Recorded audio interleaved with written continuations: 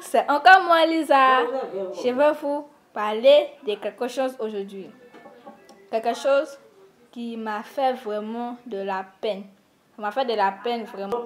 Je marchais dans la rue et j'ai aperçu un petit garçon comme ça, petit. Et il y avait une femme à côté. La femme était au moins une petite distance de eux. Le petit est là et la femme est là. Maintenant, la femme avait son sac à la main comme ça. Et puis, elle avait son téléphone. Elle était là appelée. Elle était au téléphone. Elle était là appelée, communiquer avec quelqu'un.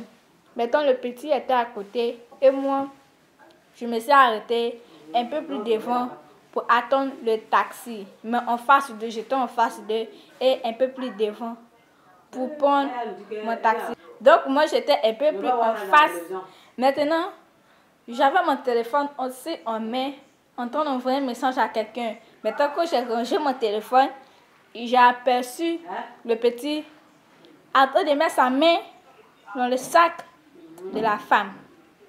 Le petit mettait sa main dans le sac de la femme pour pouvoir voler quelque chose, pour pouvoir voler au moins, peut-être qu'il voulait voler son argent, son bijou.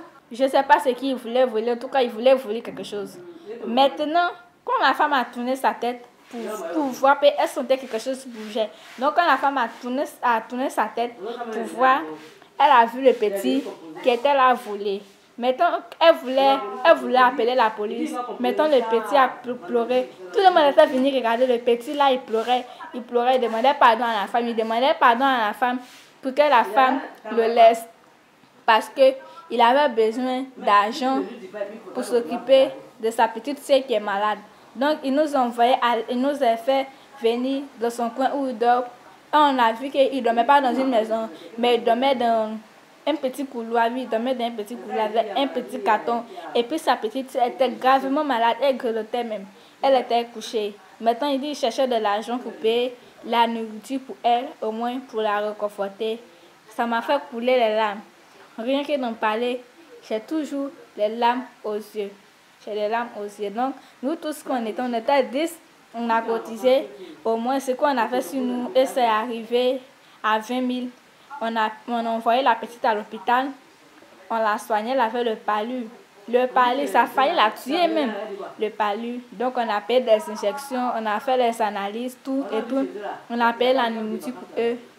Et vraiment, c'était vraiment émotif.